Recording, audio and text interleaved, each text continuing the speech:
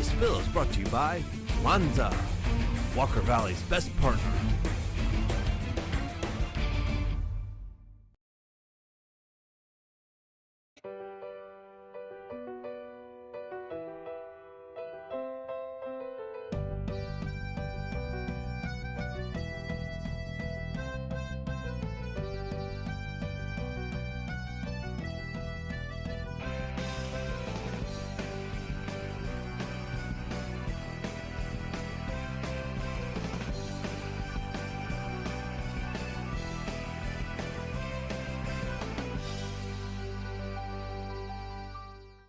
Stand for the pledge.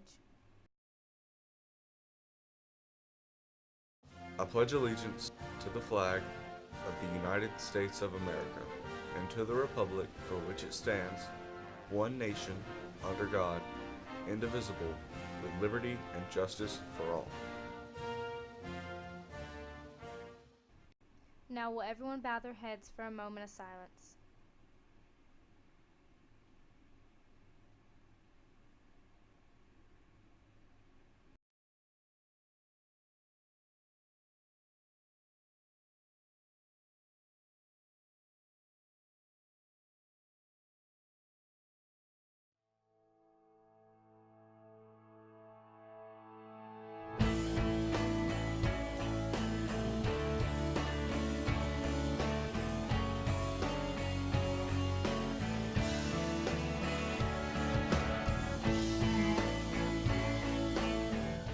Hey Mustangs, it's Tuesday, November 22nd, 2016. I'm your host, Aaron. And I'm Carrie. Now let's take a quick look at this week's edition of the playlist.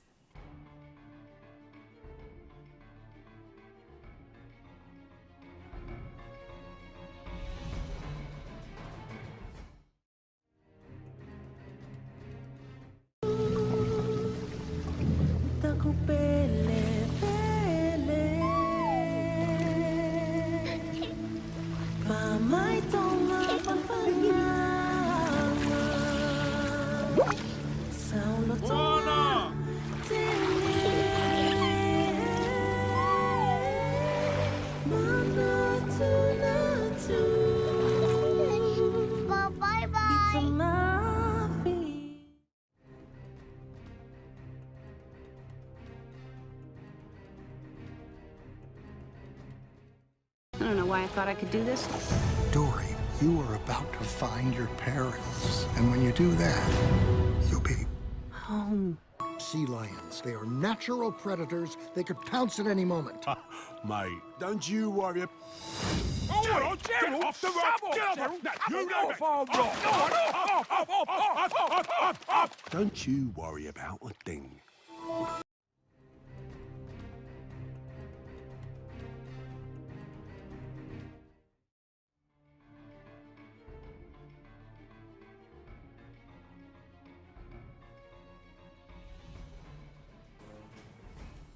Now let's take a look at your daily announcements.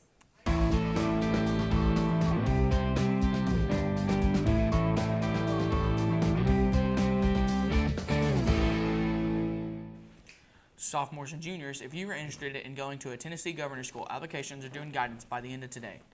Governor's School is a month-long intensive program over the summer for several different subject areas listed on their website. You can get the application online or in guidance. NHS members will be shopping for the Salvation Army Angel Tree gifts on Tuesday, November 29th at 4:15 at the Walmart on Keith Street. Please plan to meet near the jewelry counter. Thank you. National Honor Society is currently collecting Christmas gifts for the Disabled Veterans Home in Knoxville, Tennessee. In a Christmas gift bag, place a pair of diabetic socks, a box of Kleenex, and a handwritten letter thanking them for their service to our country. We are trying to collect 175 bags, and we welcome any club or individual who would like to contribute to this project. Each bag counts for 1 service hour. All bags need to be turned in by Tuesday, December 6th to Miss Wood, Miss Everett, or Miss McChesney. Any marketing student interested in competing with DECA this year should pick up an application packet from B209. Completed packets are due back by Tuesday, November 29th. You must be in marketing class this semester or be enrolled in one next semester in order to be eligible to participate. The Walker Valley High School T-shirt design contest, sponsored by SGA for 2016 and 17, has begun. Students, faculty, and staff are invited to create and submit a t-shirt design for Walker Valley. The design must be your own original, unpublished work and must not include any third-party logos or copyrighted material. You must use the template found on the outside of G208, and you may submit the physical design to Miss Ball in G208 or email a digital file to missballwvhs@gmail.com. Designs are due by December 2nd, 2017. The winner will receive a $25 gift card to their choice of Chick-fil-A, Starbucks, or iTunes, as well as a shirt printed with their design. The winning design will be made available for purchase to Walker Valley students. Science National Honor Society is collecting gloves, hats, scarves, etc. for the needy at Salvation Army. If you have extra, please bring them to Ms. Borden or drop them off in the main office. Let's take a look at your weekly gaming corner.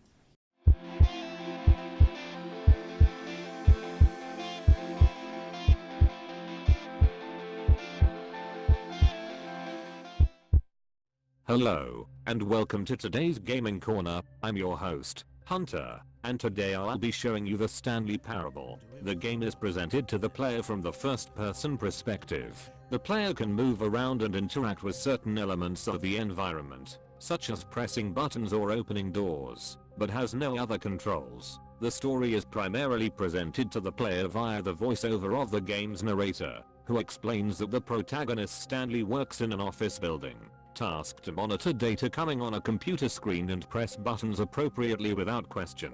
One day that screen goes blank. Stanley, unsure what to do, starts to explore the building and finds it devoid of people. At this stage, the story splits off in numerous possibilities, based on the player's choices. The narrator continues the story, but when the player comes to an area where a choice is possible, the narrator will suggest which route Stanley will take. The player can opt to go against the narrator and perform the other action, forcing the narration to account for this new direction, which may return the player back to the target path or create a new narration. For example, the first choice the player makes in the game is at a set of two open doors, with the narrator stating that Stanley chose the left door. The player can choose to follow this narration, which keeps the narrator's story on track, or may choose the right door, which makes the narrator annoyed and causes him to pressure the player to return to the proper path. Because of this, much of the story is considered thought-provoking about the nature of choice and decisions. The narration also breaks the fourth wall on several occasions in handling the player's decisions. A total of 6 possible endings exist in the original mod, and Reedon states it would take about an hour for the player to experience them all. The remake does not alter the fundamental gameplay or initial narrative, and in addition to the original 6 endings, adds in several more possible endings and sections designed around those aspects of choice. Well, that's all the time we have for today. Until next time, I'm Hunter, and this has been your weekly installment of Gaming Corner. Now time for a quick commercial break, and then we're going to kick it on over to Coop with your Walker Valley Sports.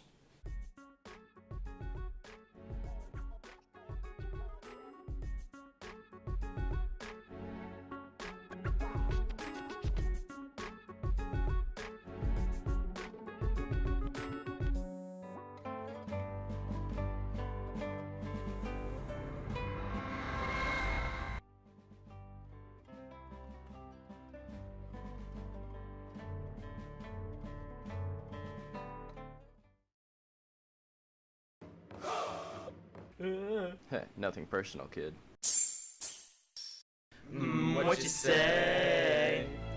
No, it's a long no.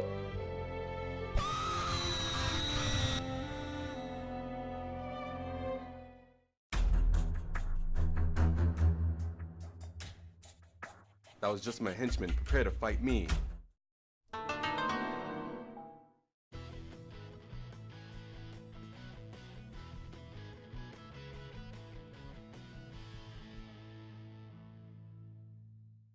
Protocol. An original draft or record of a document or transaction. I'm a 90s kid, and I'm just like you. I'm a proud trainer of over 50 Pokemon. Look at my magic cart. When I'm not playing Nintendo, I'm reading comic books. So all in all, I'm just... Hang on. I think my mom's calling me. Hey, Mom!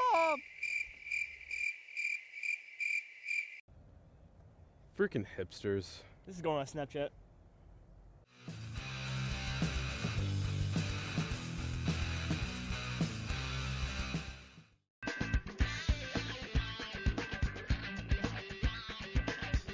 Walker Valley Sports.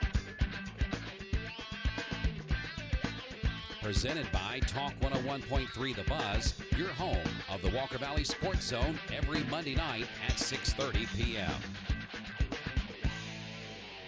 What's going on there, Mustangs? I'm Cooper here with your Walker Valley Sports. It's a short week, so let's get to a Tuesday edition of your Fast Five Fridays.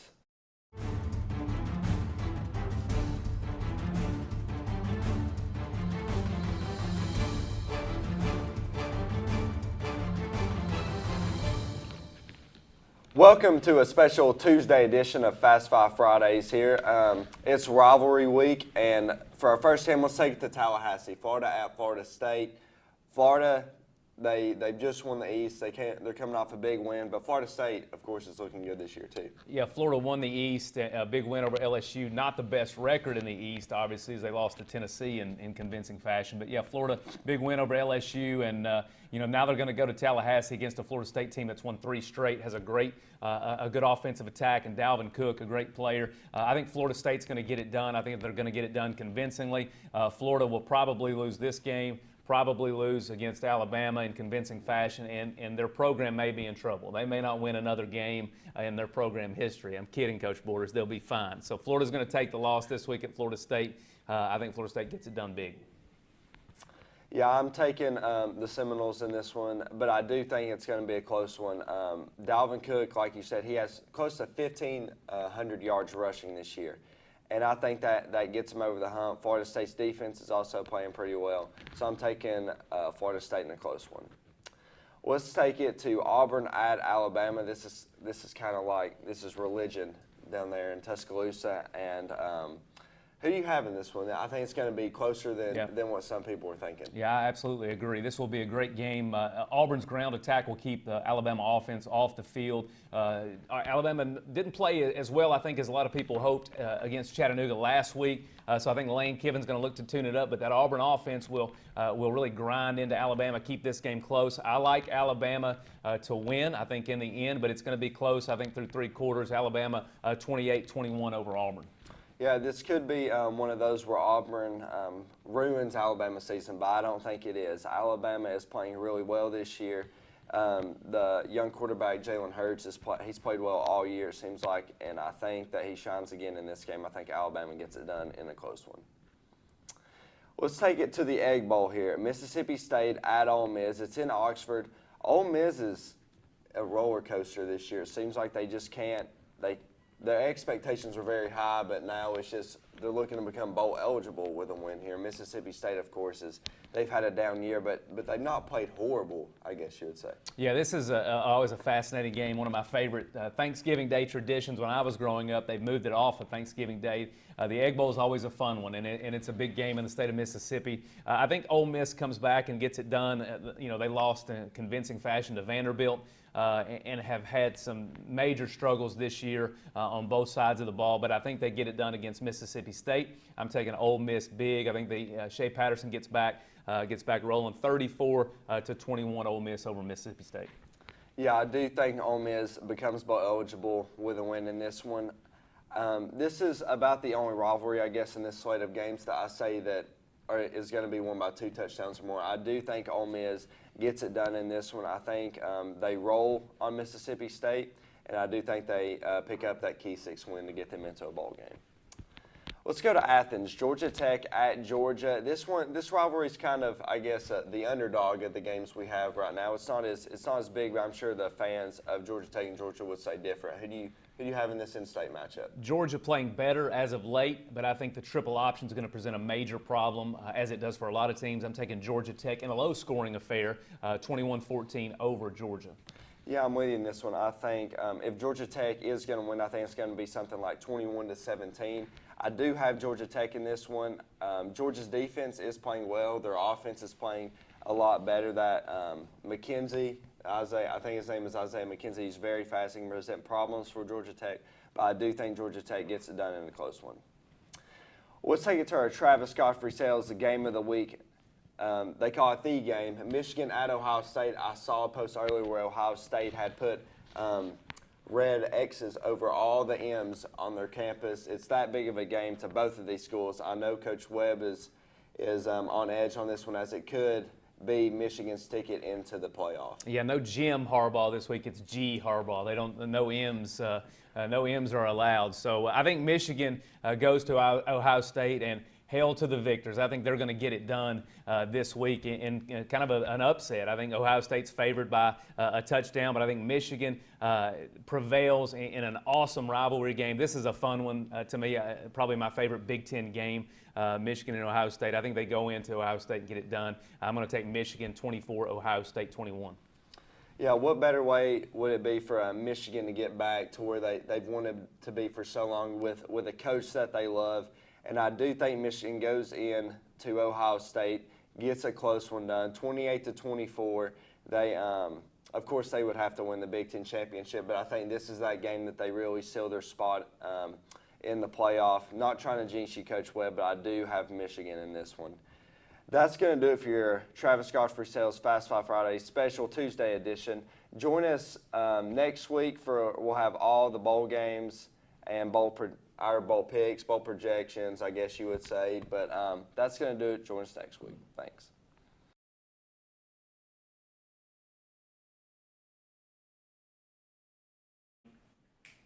Be sure to tweet us your score predictions for this week's game of the week at the Spill TV on Twitter. That's Michigan at Ohio State.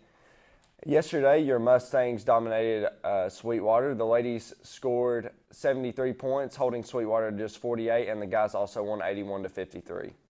Congratulations, Mustangs, and keep up the good work. Also, the bowling team has a match today at East Hamilton at 3:30, and good luck. That's going to do it for your sports today. Tune in next week for more updates on your Mustangs. I'm Cooper, and now to Jared with your weather and your 5-day forecast. Walker Valley Weather. Sponsored by Channel 3 Eyewitness News. Coverage you can count on. Hey, what's up, Walker Valley? I'm Jared here with your Walker Valley weather.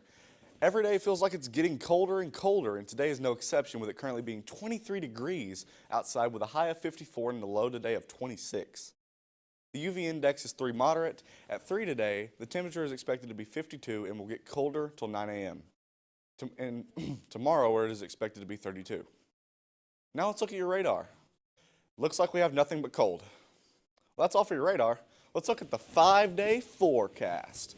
Monday is going to be the only sunny day, while Tuesday, Thursday, and Friday are going to be cloudy. But Wednesday is going to have PM showers. Well, that's all for your weather today. For more information, check out WRCBTV.com or download the app. I'm your weatherman, Jared Boatfield, and everyone have a great day. Thanks for that weather update, Jared. For all the latest updates on your Mustangs, you can follow us at the Spill TV on Twitter. Like us on Facebook or check out all the new features available for the Spill app for iPhone, iPad, and Android devices. That's all for your show today. For a complete recap of the Spill, check out our YouTube channel. I'm Aaron. I'm Carrie. And I'm Cooper. Everybody have a happy Thanksgiving.